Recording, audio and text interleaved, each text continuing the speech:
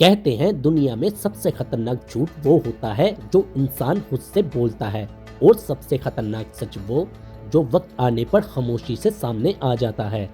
شہر کے بالکل بیچوں بیچ ایک پرانا سا چوک تھا، وہ چوک جہاں ہر دن سینکڑوں زندگیاں ایک دوسرے کو چھو کر گزر جاتی، لیکن کوئی کسی کو یاد نہیں رکھتا۔ اسی چوک کے ایک کونے میں ہر دن ایک بوڑھا فقیر بیٹھتا، پھٹے ہوئے کپڑے، الجھی ہوئی داڑھی اور ہاتھ میں ایک پرانا سا پیالہ تھا۔ لوگ اسے دیکھ کر کہتے، اس کا تو روز کا کام ہے، چھوڑو اسے۔ کوئی اسے انسان نہیں سمجھتا تھا، کوئی نہیں جانتا کہ یہ فقیر لوگوں کی چالیں، نظریں اور نیتیں ایک ایک کر کے پڑھ رہا تھا۔ وہ کم بولتا مگر زیادہ دیکھتا، اور اس کا سب سے بڑا گناہ یہ تھا کہ وہ ابھی بھی زندہ تھا۔ ہر صبح ٹھیک 9 بجے وہ لڑکی اس چوک سے گزرتی۔ وہ خوبصورت تھی، لیکن اس خوبصورتی میں معصومیت بالکل نہیں تھی۔ یہ وہ خوبصورتی تھی جو خود کو جانتی ہے، جو جانتی ہے کہ دنیا اس کے سامنے جھکے گی۔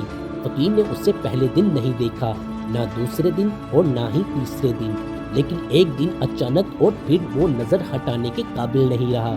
وہ لڑکی کبھی فقیر کو نہیں دیکھتی تھی، لیکن فقیر وہ اسے ہر دن دیکھتا، اور وقت کے ساتھ ساتھ یہ دیکھنا محبت میں بدل گیا۔ پھر ایک دن فقیر نے فیصلہ کیا کہ وہ اب خاموش نہیں رہے گا، اور جب لڑکی قریب آئی تو فقیر نے اسے آواز دی۔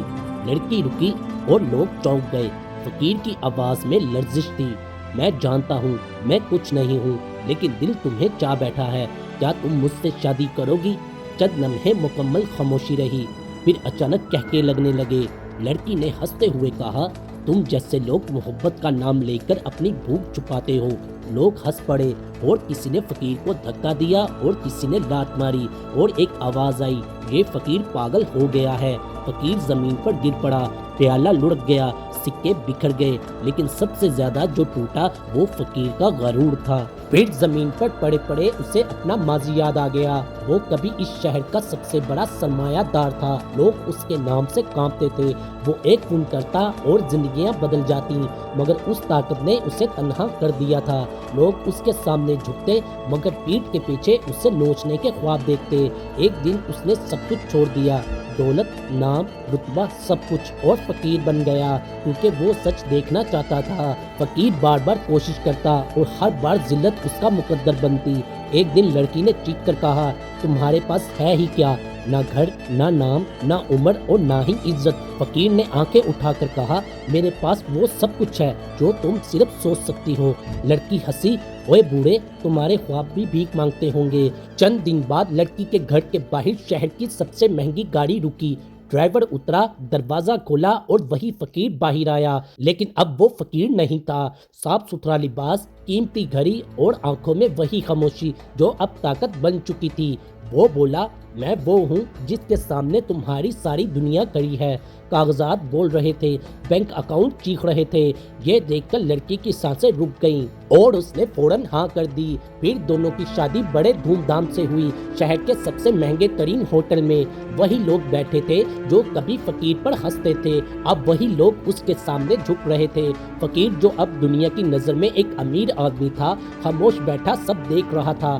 دلہن کے چہرے پر مسکراہٹ تھی، مگر آنکھوں میں محبت نہیں تھی۔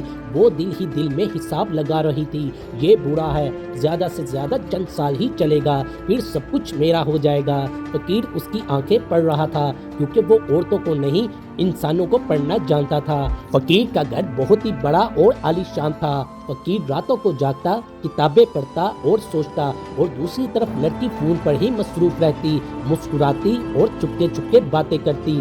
پھر ایک رات فقیر نے پوچھ لیا، کیا تم خوش ہو؟ لڑکی نے بغیر آنکھیں ملائے کہا، خوشی وقت کے ساتھ آتی ہے۔ یہ پہلا جملہ تھا جس نے فقیر کو سمجھا دیا کہ یہ شادی ایک غلطی نہیں بلکہ ایک تجربہ ہے۔ پھر چند ہفتوں بعد ایک نوجوان کا ذکر شروع ہوا، وہ میرا پرانا دوست ہے، بس حال چال پوچھ لیتا ہے۔ فقیر نے کوئی سوال نہیں کیا، کیونکہ وہ جانتا تھا جو چھپایا جاتا ہے وہ خود بخود بول پڑتا ہے۔ پھر ایک دن اس نے اپنے گھر کے باہر ایک گاڑی کھڑی دیکھی۔ فقیر کھڑکی سے سب کچھ دیکھ رہا تھا۔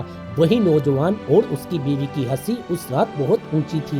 वो लड़का फकीर की बीवी का बॉयफ्रेंड था। उसने साफ लफ्जों में कहा, ये बूढ़ा हमें कैद कर रहा है और जब तक जिंदा है हम आजाद नहीं हो सकते। लड़की खामोश रही, फिर आहिस्ता से बोली, अगर ये न रहा तो सब मसले खत्म हो जाएंगे।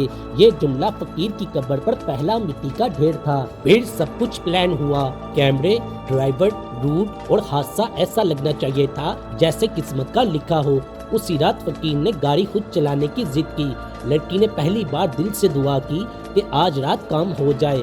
हादसा हुआ और गाड़ी जल गई। लाश पहचानी नहीं जा सकती थी। न्यूज़ चैनल ने भी कंफर्म किया कि मुल्क का सबसे मशहूर बिजनेसमैन अब इस दुनिया को छोड़कर जा चुका है। लड़की ने स्याह कपड़े पहने, आंसू बहाए, लोगों ने अफसोस किया, लेकिन रात को वो अपने बॉयफ्रेंड के साथ जश्न मना रही थी। घर अब उसका था और दौलत भी उसके नाम थी। वो यही सोचती थी। 6 माह बाद एक खाली बंगला, बारिश, रात और दरवाजे पर दस्तक हुई। लड़की ने दरवाजा खोला तो सामने वही फकीर खड़ा था, जिंदा, बूढ़ा और खामोश, और खून से नहीं बल्कि सच से भीगा हुआ। वो पीछे हट गई। ये मुमकिन नहीं। फिर फकीर ने कहा, मैंने तुम्हें इज्जत दी, दौलत दी और सबसे बड़ी मोहब्बत भी, और तुमने मुझे ही मारने का प्लान बनाया। फिर नौजवान ने बंदूक उठाई। फकीर मुस्कुराया, तुम दोनों एक बात भूल चुके थे कि मैं सब कुछ छोड़ सकता हूँ, मगर धोखा देने वाले को कभी नहीं छोड़ता। लाइट्स ऑन हुई, सीसीटीवी रिकॉर्डिंग, सबूत और पुलिस की आवाजें। नौजवान ने फायर किया मगर खुद गिर पड़ा। लड़की चीख रही थी, मैंने तुमसे शादी सिर्फ इसलिए की थी क्योंकि तुम अमीर थे। फकीर ने आखिरी जुमला कहा, और मैं फकीर इसलिए बना था कि सच जान सकूं। फिर अदालत, सजा और बदनामी। फकीर ने कुछ नहीं लिया, ना ही दौलत और ना ही बदला, और प्याला हाथ में लिए वो उसी चौक पर बैठ गया, क्योंकि कुछ लोग जिंदगियों से नहीं बल्कि सच से ही खेलते हैं। अगर ये कहानी अब आपको ज्यादा हकीकी लगी तो अभी इस वीडियो को लाइक, शेयर और सब्सक्राइब करें।